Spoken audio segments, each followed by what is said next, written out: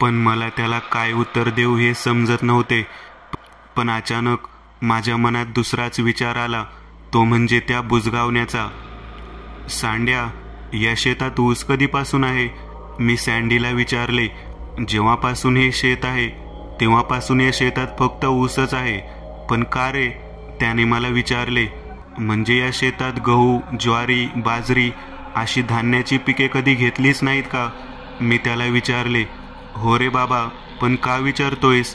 तो मला म्हणाला.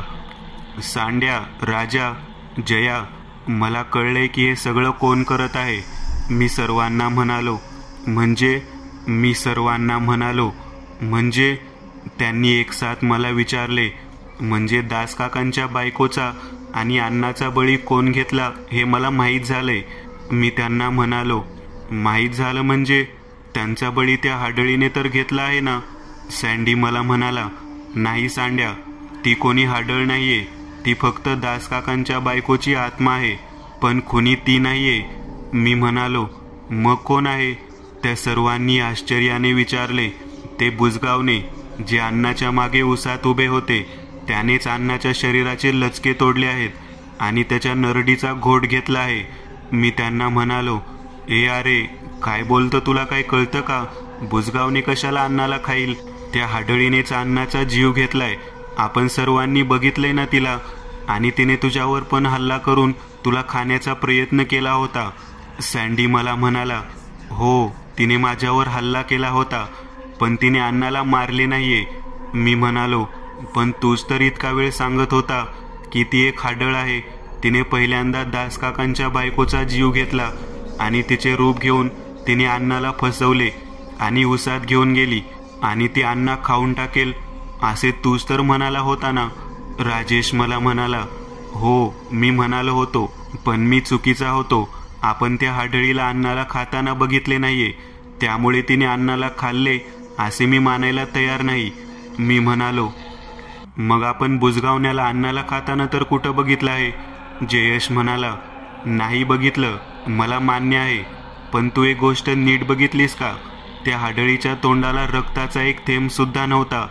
जर तिने अण्णाच्या नरडीचा घोट घेतला असता तर तिचे तोंड, ओठ किंवा दात तरी लाल व्हायला पाहिजे होते. पण बुजगावण्याचे दात मात्र लाल रंगात भिजलेले होते. त्याच्या सदऱ्यावर मी लाल डाग पाहिले आहेत आणि ते बुजगावणं उसात उभे राहून आपल्याकडे बघून हसत होते. मी त्या सर्वांना म्हणालो. धीर्या, डोक्यावर पडलास का? बुजगावणे कसे माणसाचा जीव घेईल? ते तर निर्जीव असतं. सँडी मला म्हणाला. खरं आहे तुझं, पण हे बुजगावणं वेगळं आहे. काहीतरी विचित्र आहे त्याच्यात. आणि एक गोष्ट तुम्ही पाहिली नसेल की ते बुजगावणे उसाच्या शेतात होते. मी म्हणालो. आबे, मग बुजगावणं शेतात नाही तर काही घरात असेल का? सँडी माझ्यावर ओरडत म्हणाला. आबे शहाण्या, बुजगावणं उसाच्या शेतात नसतं, ते धानाच्या शेतात असतं. पक्षी धान्य खाऊ नये म्हणून. मग त्याचे उसाच्या फडात कसले काम? मी त्याला म्हणालो. कदाचित या उसापूर्वी या शेतात गहू किंवा ज्वारी असेल, तेव्हा हे बुजगावणं लावलं असेल आणि ते तसेच राहिले असेल. जयेश म्हणाला. पण सँडी मात्र विचारात बुडाला होता. काही वेळ शांत राहून तो म्हणाला. नाही जया, या शेतात ऊस सोडला तर कधीच दुसरं पीक घेतलं गेलं नाहीये. धीरा खरं बोलतोय. त्या बुजगावण्यात काहीतरी घोळ आहे. सँडी म्हणाला. सांड्या, काहीतरी गडबड आहे. आपण मगाशीपासून या जागेवर फिरत आहोत. राजेश म्हणाला. हे ऐकून आम्ही तिघेही आश्चर्यचकित झालो, कारण फार्म हाऊसवरून निघून आम्हाला 10 मिनिट झाली होती. तरीही आम्ही शेतातल्या रस्त्यावरच होतो आणि आम्ही जेव्हा मेन रोडवरून फार्म हाऊसकडे गेलो होतो तेव्हा त्याच रस्त्याने आम्ही जेमतेम 5 मिनिटात पोहोचलो होतो.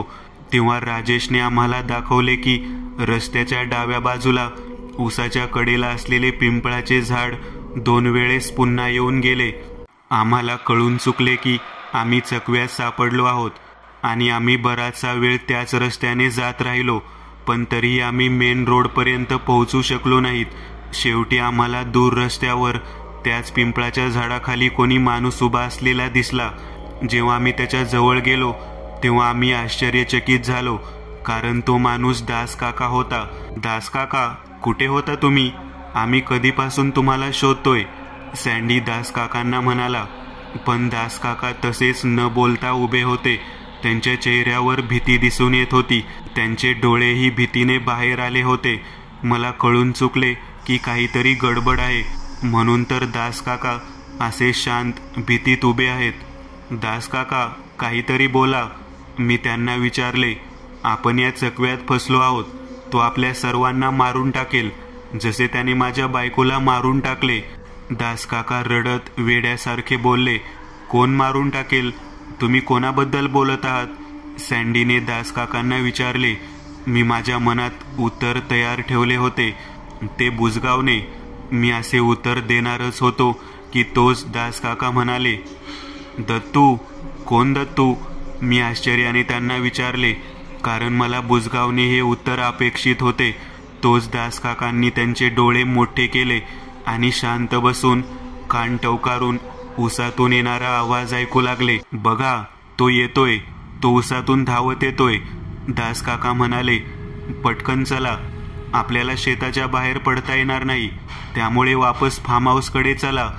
असे म्हणत धोतर नेसलेले दास काका फार्म हाऊसकडे धावत सुटले. आम्ही सर्वजण कोड्यात पडलो होतो की दास काका कोणत्या दत्तूविषयी बोलत आहेत. पण उसातून काहीतरी धावत आमच्या दिशेने येत होते, कारण ऊस सरकवण्याचा आवाज बाहेरपर्यंत येत होता. मी जीपमध्ये उभारलो आणि आवाजाच्या दिशेने बघितले तर डाव्या बाजूला मला ते उंच बुजगावने धावत येताना दिसले. मला माझ्या डोळ्यांवर विश्वास बसत नव्हता की एक बुजगावणे आमच्याकडे मनुष्याप्रमाणे धावत येत होते. त्या बुजगावण्याने त्याचा जबडा उघडला आणि एक भयानक आवाज करत उसातून आमच्याकडे धावत येऊ लागला. सांड्या, पटकन गाडी फार्म हाऊसकडे वळव, बुजगावणे येतंय. मी तोंडात आहे तेवढ्या ताकदीने ओरडलो. हे ऐकून राजेश आणि जयेश दोघेही सीटवर उभारले आणि त्यांनीही त्या बुजगावण्याला आमच्याकडे येताना बघितले. तसे तेही मोठ्याने ओरडले. सांड्या, पटकन गाडी वळव. सँडी घाबरला. त्याने पटकन फार्म हाऊसकडे गाडी वळवू लागला. ते बुजगावणे आमच्याकडे अजूनही ओरडत आमच्याकडे धावत येत होते. सँडीने गाडी फार्म हाऊसच्या दिशेने वळवली आणि त्याने गिअर टाकलाच होता की तोच ते बुजगावणे उसाच्या बाहेर आले आणि त्याने जबडा खोलून जयेशचे मुंडके आपल्या जबड्यात घातले. तोच सँडीने रेस वाढवला. जीप पुढे गेली, पण त्या बुजगावण्याने तीक्ष्ण दातांनी जयेशच्या मुंडक्याला तोडून टाकले होते आणि आता जीपमध्ये फक्त जयेशच्या बिना मुंडक्याचे धड उरले होते. त्याचे धड बघून आम्ही सर्वजणांच्या तोंडातून किंकाळी निघाली. त्याच्या धडातून रक्ताच्या पिचकाऱ्या येत होत्या आणि त्याचे दोन्ही हात त्याच्या दातांनी कापलेल्या मानेला पकडत होते. मी आणि राजेश जयेशच्या बिना मुंडक्याचे धड बघून जीपच्या सीटवर खिळून बसलो. माझ्या डोळ्यात भीतीने अश्रू दाटले होते आणि माझे शरीर लटलटायला लागले होते. माझ्या अंगातले सर्व अवसान गळून गेले होते. मी मागे वळून बघितले तर ते बुजगावने जयेशचे मुंडके तोंडात टाकले होते. ते दृश्य बघून मी जागेवरच उलटी केली. राजेश त्याच्या सख्या भावाची अशी अवस्था बघून मोठमोठ्याने रडायला लागला, पण सँडीने हिंमत हारली नव्हती. त्याने त्याच्या भावना दाबून ठेवल्या आणि मन फक्त गाडी चालवण्यावर लावले. काहीच वेळात आम्ही वापस फार्म हाऊसवर पोहोचलो. सँडीने जीप फार्म हाऊस समोर उभी केली. मी आणि सँडी दोघेही जीपच्या खाली उतरलो, पण राजेश मात्र जीपमध्ये बसूनच जयेशच्या मृतदेहाला बघत होता. त्याच्या डोळ्यात अश्रू होते, पण तो त्याच्या खांद्यावर हात ठेवून त्याच्याकडे बघत होता. जयेशने त्याचा जीव सोडला होता हे बघून माझ्या डोळ्यात पाणी आले. पण आमचे लवकरात लवकर फार्म हाऊसमध्ये जाणे गरजेचे होते, कारण ते बुजगावणे आमच्या मागावर येईल याची आम्हाला खात्री होती. राजेश, आज चल, ते बुजगावणे येईलच आता, मी राजेशला म्हणालो. तसे राजेशने त्याचे डोळे पुसले आणि तो सीटवरून उठला. सोडणार नाही तुला बुजगावण्या, तो कुऱ्हाड हवेत उचलून रस्त्याकडे बघून म्हणाला आणि त्याने जीपमधून खाली उडी मारली. तो वापस शेत रस्त्याकडे धावत जाऊ लागला, पण मी आणि सँडीला पकडले. त्याला समजूत दिली, पण तो काही ऐकायला तयार नव्हता. शेवटी आम्ही कसेबसे त्याला समजावून फार्म हाऊसमध्ये घेऊन आलो. आम्ही फार्म हाऊसचा दरवाजा लावून घेतला, सर्व खिडक्या बंद केल्या आणि सँडीच्या खोलीत गेलो. मी खोलीचा दरवाजा बंद केला तसा मी दचकलो, कारण दरवाजामागे दासकाका उभे होते, जे खूपच घाबरलेल्या अवस्थेत उभे होते. त्यांचे संपूर्ण शरीर घामाने भिजले होते. मला बघून दासकाका रडायला लागले. त्याने माझ्या बायकोला मारून टाकले. माझ्यासमोर त्याने तिचे मुंडके तिच्या धडापासून उपटून काढले. मी त्याच्यावर कुऱ्हाड मारली, पण त्याला त्याचा कसलाही फायदा पडला नाही. शेवटी मी पळपुट्यासारखा जीव मुठीत धरून उसात सैरावैरा धावत सुटलो. असे म्हणत दासकाका रडत खाली बसले. ते हातांनी त्याचे डोके बडवून घेऊ लागले. काका शांत बसा. मी त्यांना धीर दिला, पण काका ते बुजगावणे आहे तरी काय, आणि ते माणसासारखं कसं चालतं, त्याच्यात जीव आलाच कसा? सँडीने त्यांना विचारले. ते बुजगावणं नाहीये, तो दत्तू आहे, दत्तू. दासकाकांनी रडत रडत उत्तर दिले. कोण दत्तू? आम्ही सर्वांनी त्यांना आश्चर्याने विचारले. हे 300-350 वर्षापूर्वीची गोष्ट आहे. दासकाका म्हणाले. म्हणजे? मी त्यांना विचारले. हे जे होत आहे ते सर्व त्या 350 वर्षांपूर्वी झालेल्या त्या घटनेमुळे होत आहे, आणि ती घटना आजही दंतकथेमध्ये जिवंत आहे, पण ती आता जास्त कोणाच्या कानावर नाहीये. या आजूबाजूच्या गावातील लोकांना सोडले तर ही घटना कोणालाच माहीत नाही. या आजूबाजूच्या गावातील लोकांना सोडले तर ही घटना कोणालाच माहीत नाही. काय आहे ती कथा काका, ज्यामुळे तो राक्षस आपल्या जीवाच्या मागे लागलाय? मी दासकाकांना विचारले. सांगतो, असे म्हणून त्यांनी सांगायला सुरुवात केली. आजपासून जवळपास 350 वर्षापूर्वीची ही घटना आहे. इथून 20-25 किलोमीटर अंतरावर चंपक नावाच्या डोंगरावर एक गाव होते, ज्याचे नाव आंबावाडी असे होते. त्या गावात एक दत्तू नावाचा 25-26 वर्षांचा माणूस राहत होता. तो त्या गावच्या मोरेश्वर पाटलाच्या वाड्यावर काम करत होता. दत्तू एक पहिलवान होता आणि तो पाटलाचा गडी होता. म्हणजे पाटील म्हणेल त्याच्या मुसक्या आवळायच्या. कोणाचा हात तर कोणाचा पाय तोडायचा, तर कधी जीव घ्यायचा. दत्तू सारखी 50-60 माणसं मोरेश्वर पाटलाकडे होती. पाटील की त्याच्याकडे असल्यामुळे जमीन जायदाद, धन, रुबाब सर्व काही होते त्याच्याकडे. तसा तर दत्तू आखाड्यातील पहिलवान होता. काही कारणामुळे त्याने लग्न केले नव्हते. तो परस्त्रियांकडे नजर वर करूनही बघत नव्हता. तो पाटलाचा विश्वासू पठ्ठ्या होता. सर्व काही ठीक चालले होते, पण शेवटी तो दिवस आला ज्या दिवशी त्याच्या चांगल्या दिवसांना शनी लागला. ती एक पावसाळी रात्र होती. मुसळधार पाऊस चालू होता. दत्तू वाड्यात मोरेश्वर पाटलांच्या खोलीबाहेर वरांड्यातल्या बाजेवर बसून पहारा देत होता. नेहमी त्याच्यासोबत पहाऱ्यावर असणारे गडी आज शेतात रानडुकरांच्या बंदोबस्तासाठी गेले होते. त्यामुळे आज तो एकटाच पहाऱ्यावर होता. बाकीचे गडी वाड्याच्या बाहेर पहारा देत होते. मध्यरात्र असल्याने सगळेजण झोपी गेले होते. वाड्याच्या व्हरांड्यातल्या भिंतीवर मशाल पेटत होत्या, त्यामुळे व्हरांडा उजेडाने उजळून गेला होता. एक मशाल दत्तूच्या मागे असलेल्या भिंतीवर पेटत होती. तोच मोरेश्वर पाटलांच्या खोलीचा दरवाजा उघडला गेला. आवाज ऐकून दत्तू उभा राहिला आणि त्याने दरवाजाकडे बघितले. तसे आत त्याला लहान पाटलीनबाई डोक्यावर पदर आणि हातात तांब्या घेऊन त्याला दिसल्या. त्याने नजर खाली केली आणि पाठ करून उभा राहिला, पण उंबरा ओलांडताना लहान पाटलीनबाई उंबऱ्याला ठेच काढल्या आणि खाली पडल्या. आहो आहो मालकीन, लागलं तर नाही ना? दत्तू म्हणाला. तोच पाटलीनबाईंनी त्याच्याकडे वर नजर बघितले आणि नाही म्हणाल्या. पण जेव्हा त्यांना कळले की डोक्यावरचा पदर पडला आहे आणि दत्तू एकटकपणे त्यांच्या चेहऱ्याकडे बघत आहे, तेव्हा त्यांनी पटकन डोक्यावर पदर घेतला, स्वतःला सावरत त्या उभारल्या आणि तांब्या घेऊन स्वयंपाकघराकडे निघून गेल्या. दत्तू डोळे उघडून त्यांच्याकडे बघत राहिला. 9 वर्षांपासून तो मोरेश्वर पाटलाच्या वाड्यावर काम करत होता, पण त्याने लहान पाटलीनबाईंचा चेहरा अजूनही बघितला नव्हता. ना त्याने त्यांचा चेहरा बघायचा कधी प्रयत्न केला होता. पण आज न जाणे त्याला काय झाले होते, पाटलीनबाईंचा चेहरा त्याला बघावासा वाटत होता. त्यांच्या चेहऱ्याने त्याचे मन मोहून टाकले होते. आयुष्यात पहिल्यांदा त्याला कोणत्या बाईने एवढी भुरळ घातली होती. पाटलीनबाई वापस येतानाही तो त्यांच्याकडे नजर टिकवून बघत होता, पण पाटलीनबाईंनी पदराखाली लपवलेला चेहरा बाहेर काढलाच नाही. त्या रात्रीपासून न जाणे दत्तूला काय झाले. त्याच्या मनात फक्त पाटलीनबाई बसल्या होत्या. तो नेहमी लहान पाटलीनबाईंच्या आसपास राहायचा प्रयत्न करायचा. कुठलेही काम असले की तो लहान पाटलीनबाईंना विचारपूस करायचा. त्यांनी सांगितलेली कामे करण्यात तो सर्वात पुढे असायचा. पाटलीनबाईंना दत्तू चांगल्या मनाचा वाटला. त्यामुळे कधीतरी पाटलीनबाईंचे बोलणे दत्तू सोबत होत असे आणि दत्तूचा आनंद गगनात मावत नसे. एके दिवशी पावसाळ्या रात्री तो त्याच रात्रीसारखा मोरेश्वर पाटलांच्या खोलीबाहेर पहारा देत होता.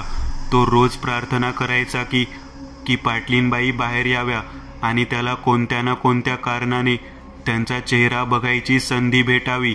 पण 1 महिन्यांपासून तो दिवस आला नव्हता. तो पाटलीनबाईंविषयी विचार करत बसला होता की तोच दरवाजा उघडल्याचा आवाज आला. तसा तो ताडकन उठून बसला आणि त्याने दरवाजाकडे बघितले.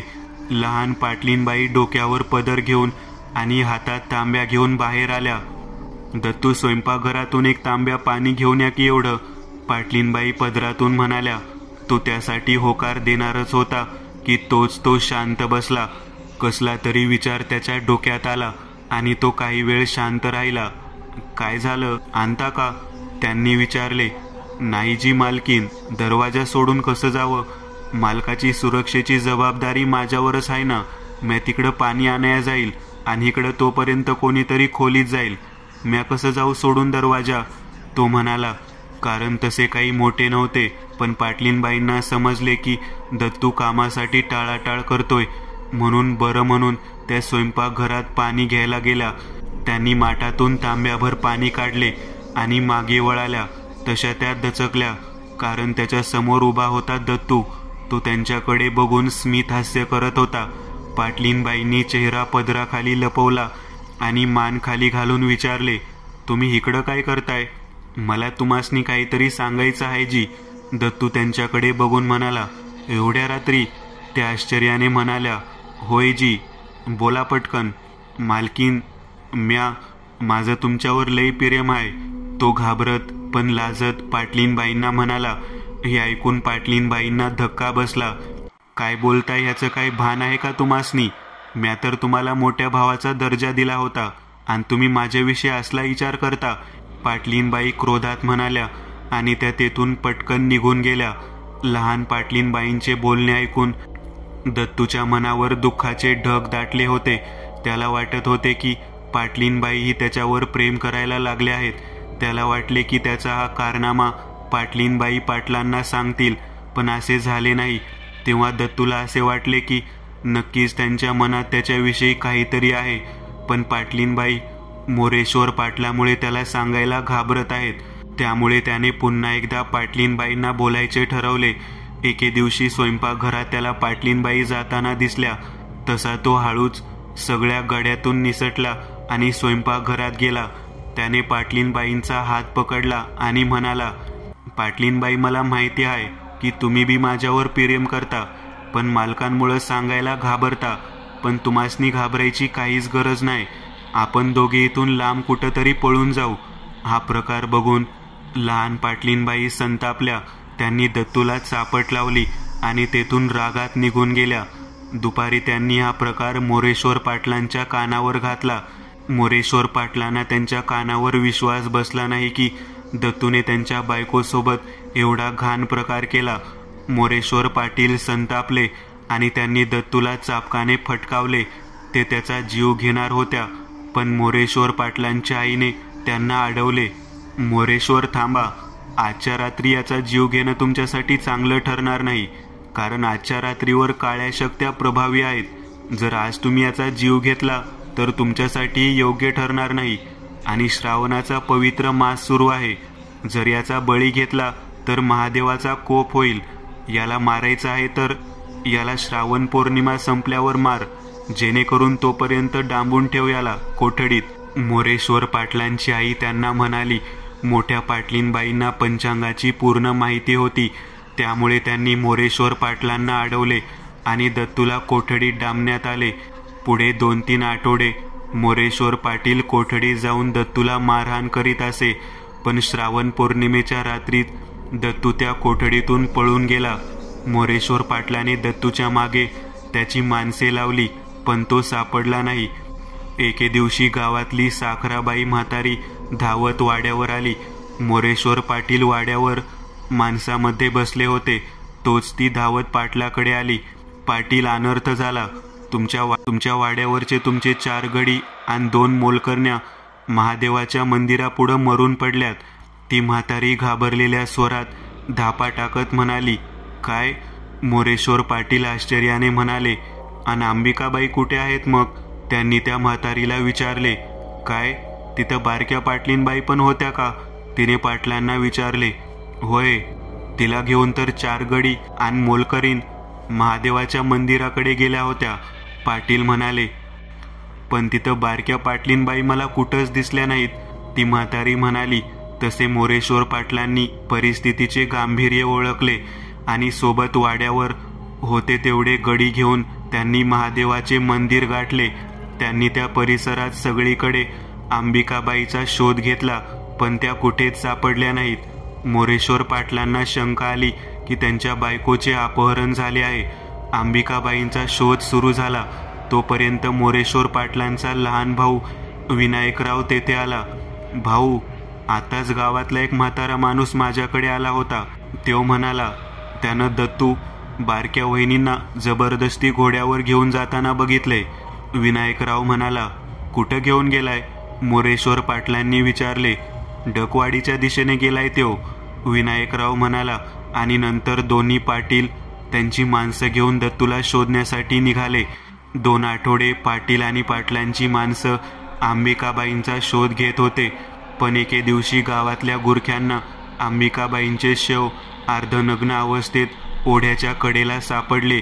हे सर्व दत्तूनेच केले आहे असे समजून चिडलेल्या मोरेश्वर पाटलाने शपथ घेतली की तो दत्तूला कुठूनही शोधून काढेल आणि कुत्र्यासारखा मृत्यू देईल. त्याने चित्रकाराकडून दत्तूचे चित्र रेखाटून घेतले. आजूबाजूच्या सर्व गावात दवंडी पेटवून देण्यात आली. जो कोणी दत्तूला पकडून देईल त्याला पाटलाने 5 एकर शेत बक्षीस म्हणून देण्याचे घोषित केले आणि दत्तूचा शोध सुरू झाला. एके अमावास्येच्या रात्री मोरेश्वर पाटील वाड्यात बसून अंबिकाबाईंची आठवण काढत होते. त्यांचे त्यांच्या लहान बायकोवर जीवापाड प्रेम होते. ते फक्त दत्तू सापडण्याची वाट बघत होते, जेणेकरून ते त्याचे मुंडके धडावेगळे करू शकतील. त्यांची आई यशोदाबाई त्यांच्या बाजूलाच बसून त्यांना धीर देत होत्या.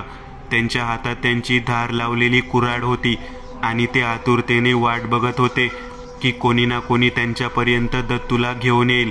तोच एक गडी त्यांच्याकडे धावत आला. मालक, पेंढरवाडीच्या शिकाऱ्यांनी दत्तूला पकडला आहे. ते त्याला वाड्याबाहेर पकडून घेऊन आले आहेत, तो मोरेश्वर पाटलांना म्हणाला. मोरेश्वर पाटलाच्या काळजाची आग पेटली. चल भवाने, आज तुला रक्ताने न्हावतो. मोरेश्वर पाटील त्या कुऱ्हाडीच्या धारेकडे बघून बोलले आणि क्रोधात त्यांच्या खुर्चीवरून उठले आणि त्यांनी वाड्याच्या दाराकडे धाव घेतली. यशोदाबाईंनी त्यांना मागून आवाज दिला, पण त्यांनी त्यांच्याकडे कसलेही ध्यान दिले नाही. मोरेश्वर पाटील वाड्याच्या दारात आले तर समोर साखळदंडात बांधलेला दत्तू त्यांना दिसला. त्यांच्या बाजूलाच हातात धारधार कोयते, कुऱ्हाडी आणि धनुष्यबाण असलेले 5-6 धिप्पाड काळे कुट्ट शिकारी उभे होते. मोरेश्वर पाटलांना हातात कुऱ्हाड घेऊन आणि त्यांचा क्रोध बघून दत्तू घाबरला. मालक, म्या काही नाही केलं, माझ्यावर खोटा आरोप लावला आहे, दत्तू रडत मोरेश्वर पाटलांना म्हणाला. तोच मोरेश्वर पाटलांनी दत्तूवर धाव घेतली. त्यांची कुऱ्हाड हवेत वारासाठी तयार होती. ते दत्तूजवळ गेले. दत्तू मोठ्याने किंचाळत होता. त्यांची कुऱ्हाड दत्तूच्या मानेवर धडकणार होती की तोच यशोदाबाईंनी त्यांना मागून पकडले. नाही मोरेश्वर, ह्याला आज मारू नका. आज जर याचा तुम्ही जीव घेतला तर सैतान आपल्या घराण्यावर नाराज होईल. यशोदाबाई म्हणाल्या. नाही आई, मी याला सोडणार नाही, असे म्हणून त्यांनी पुन्हा एकदा कुऱ्हाड हवेत उगारली. पण यशोदाबाईंनी त्यांना पुन्हा एकदा अडवले. मोरेश्वर, येडेपणा करू नका. तो दत्तू औसेच्या रातीला जन्मलेलं पोर आहे. याच्यावर सैतानाची कृपा असते. हे सैतानांचेच संतान असतात. सैतानाची यांच्यावर माया असते. जर तुम्ही याला औसेच्या रातीच मारलं तर सैतानाचा कोप होईल. तो याच्या आत्म्याला वापस सूड घेण्यासाठी पाठवेल. फक्त आजच्या रात्री थांबा. उद्या सकाळी आवज संपली की मग हवं तसं मारा या नीच माणसाला. यशोदाबाई म्हणाल्या, मालक आई साहेबांचं ऐका, मला मारू नका, म्या काहीच केलं नाही. म्या तुमचं मीठ खाल्लं आहे मालक. म्या तुमच्या बायकोवर कसा अत्याचार करून त्यांचा जीव घेऊ शकतो. आणि जर तुम्ही मला म्या नाही केलेल्या पापाची शिक्षा दिली तर माझी बी शपथ आहे, म्या मेल्यावर वापस येईल आणि तुमच्या सगळ्या पाटील खानदानाचा आणि या सगळ्या लोकांना मारून टाकेल जे जे मला अंबिकाबाईंचा खुनी म्हणतायत. दत्तू मोरेश्वर पाटलांना म्हणाला. हे ऐकून मोरेश्वर पाटील क्रोधित झाले की एक साधा माणूस त्यांना धमकी देत आहे. पण त्यांना पुन्हा एकदा यशोदाबाईंनी अडवले. मालक, माझ्यावर विश्वास ठेवा. मी अंबिकाबाई साहेबांचा जीव नाही घेतला. मी त्यांच्यावर प्रेम करत होतो. असलं वंगाळ काम करायचा विचार पण करू शकत नाही. दत्तू म्हणाला. हे ऐकून पाटलांच्या तळपायाची आग मस्तकात गेली. बाजूला व्हाय, मागच्या वेळेस तुमच्यामुळे या जनावराला सोडलं होतं मी आणि तुमच्यामुळेच अंबिकाबाईंचा जीव गेला, मोरेश्वर पाटील म्हणाले. आणि त्यांनी कुऱ्हाडीचा घाव दत्तूच्या मानेवर घातला आणि कुऱ्हाडीच्या एकाच घावात दत्तूचे मुंडके तुटून जमिनीवर आदळले. काही वेळ त्याचे धड त्याच जागेवर खडे राहिले. जणू त्याला कळलेच नाही की त्याचे मुंडके छाटले गेले आहे. त्याच्या धडातून रक्ताच्या पिचकाऱ्या उडू लागल्या. त्याच्या धडाने त्याचे मुंडके पकडण्याचा प्रयत्न केला, पण मुंडके धडावर नव्हते. त्याचे धड जमिनीवर कोसळले. पाय जमिनीवर खरडत ते तडफडले आणि नंतर शांत झाले. दत्तू मरण पावला.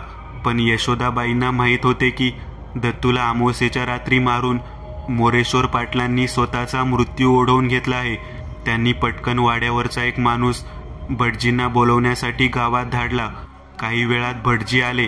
जेव्हा त्यांनी भटजी तेथे आले तेव्हा त्यांना वाड्याजवळच्या परिसरात अस्वस्थता पसरलेली दिसून आली. हवेत एक वेगळाच उदासपणा पसरला होता. गावातली कुत्री वर तोंड करून रडायला लागली होती. जणू त्यांना अमानवी शक्तीचा भास होत आहे. भटजींनाही अगदी तोच अमानवी शक्तीचा भास दत्तूच्या शवाजवळ झाला. त्यांनी काही मंत्र पुटपुटले आणि डोळे बंद करून चारही बाजूंनी बघितले आणि काहीच वेळात डोळे उघडून ते म्हणाले, मालकीन, परिस्थिती खूप नाजूक आहे. मालकांवर आणि तुमच्या खानदानावर सैतानाचा कोप झाला आहे. सैतान तुमच्यावर चिडला आहे कारण मालकांनी त्याच्या मुलाचा जीव घेतला आहे.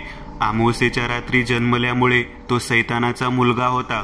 तो सूड घेण्यासाठी आणि दत्तूने जी मारण्यापूर्वी तुमचे खंडन आणि मालकांना संपवण्याची शपथ घेतली होती ती पूर्ण करण्यासाठी दत्तूच्या आत्म्याला शक्ती देईल.